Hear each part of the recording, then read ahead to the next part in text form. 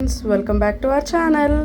ఈరోజు స్పెషల్ వచ్చేసి రాయలసీమ స్పెషల్ బియ్యం వాడప్ప. దానికి కావాల్సిన ఇంగ్రీడియంట్స్ వచ్చేసి కొత్తిమీర, కరివేపాకు, క్యారెట్ తురుము, ఉల్లిపాయలు సన్నగా కట్ చేసుకొని, మనకు కావాల్సినవి మన కారం బట్టి పచ్చిమిరపకాయలు అండ్ మనకి ఎంత కావాలో అంత బియ్యం పిండి.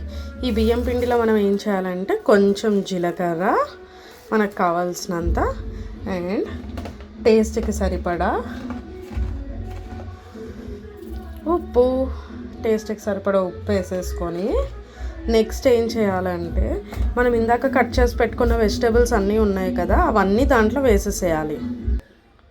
ఇలా అన్నీ వేసేసుకొని దీన్ని కొంచెం వాటర్ వేసుకుంటూ బాగా మిక్స్ చేయాలన్నమాట. మిక్స్ చేసి మన చపాతీ పిండి ఉంటుంది కదా, అలా ఉండలాగా చేసుకోవాలి.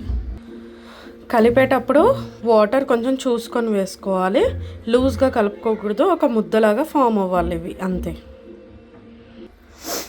ఇలా మంచిగా ఒక ముద్దలాగా కలిపి పక్కకు పెట్టేసుకోవాలి. ఒక 10-15 మినిట్స్ ఇది నానడానికి వదిలేసేయాలన్నమాట.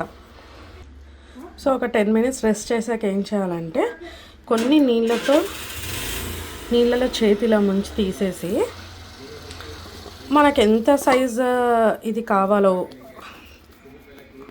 రొట్టె అంత సైజ్ పిండి తీసుకొని బాగా రౌండ్గా చేసుకొని దీన్ని ఏం చేస్తామంటే మనం డైరెక్ట్ కడాయి ఉంటుంది కదా, కడాయిలోనే దీన్ని ప్రెస్ చేస్తామన్నమాట.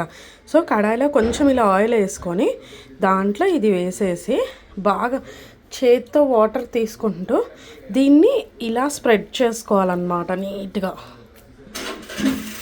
ఆయిల్ కొంచెం మనకి క్రిస్పీగా కావాలంటే కొంచెం ఆయిల్ ఎక్కువ వేసుకోవాలి, లేదు మనకి నార్మల్గా మెత్తగా కావాలి, ఇప్పుడు కొంచెం వాళ్ళు ఉంటారు కాబట్టి వాళ్ళకి కొంచెం మెత్తగా కావాలి అంటే మనము ఆయిల్ తక్కువ వేసుకొని దీన్ని కాల్చుకోవచ్చు అనమాట. ఇలా మొత్తం స్ప్రెడ్ చేయాలి ఇది నీట్గా.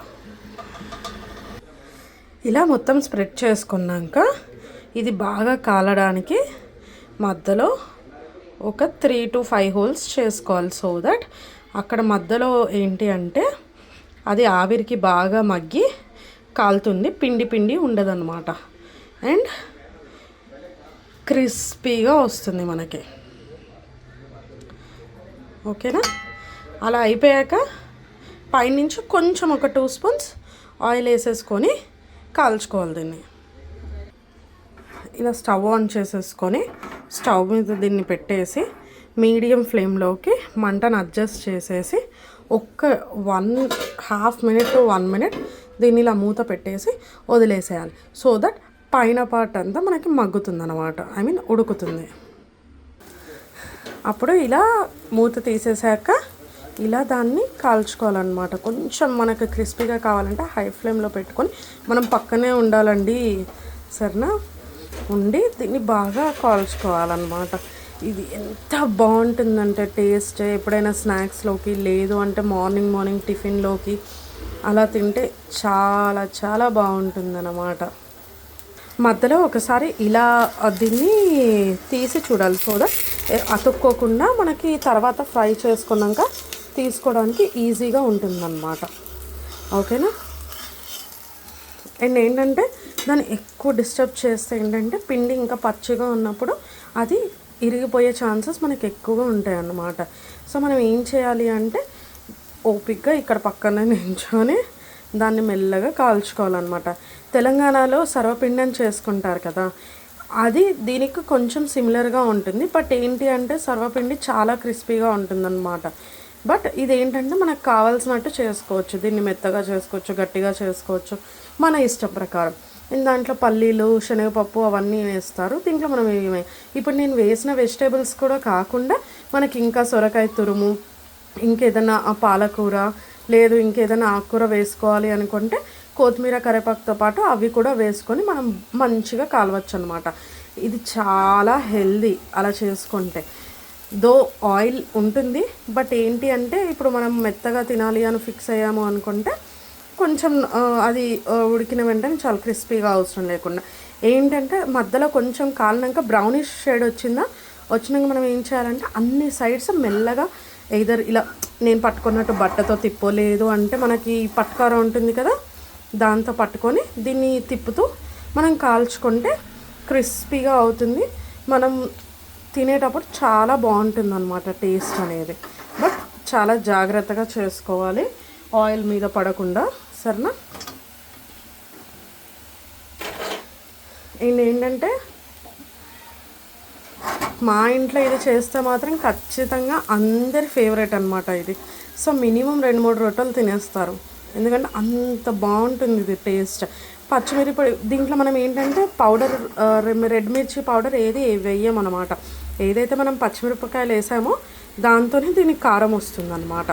సో మనము కారంగా తినాలి అనుకుంటే ఇంకొంచెం పచ్చిమిరపకాయలు యాడ్ చేసి చేసుకోవచ్చు.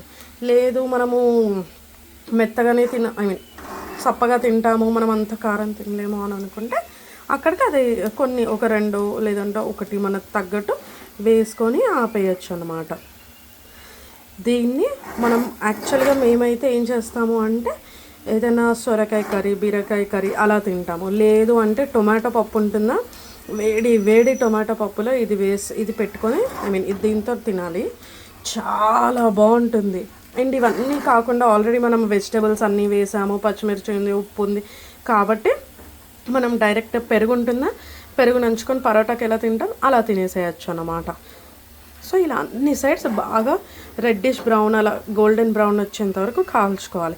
కాల్చుకుంటే ఏంటంటే మనకి క్రిస్పీగా ఉంటుంది. ఇప్పుడు పిల్లలు ఉంటారా, పిల్లలు ఏంటి మెత్తగా ఉంటే తినరు కదా, సో వాళ్ళకి ఇలా తినిపించామనుకో చాలా బాగుంటుంది. ఇందాక చూసారు కదా నేను చేసినప్పుడు ఆయిల్ ఎంత కనిపించిందో, చేసే కొద్ది ఏంటంటే ఆయిల్తో అది ఫ్రై అయిపోయి నేను 2 స్పూన్స్ ఆయిల్ వేసాను.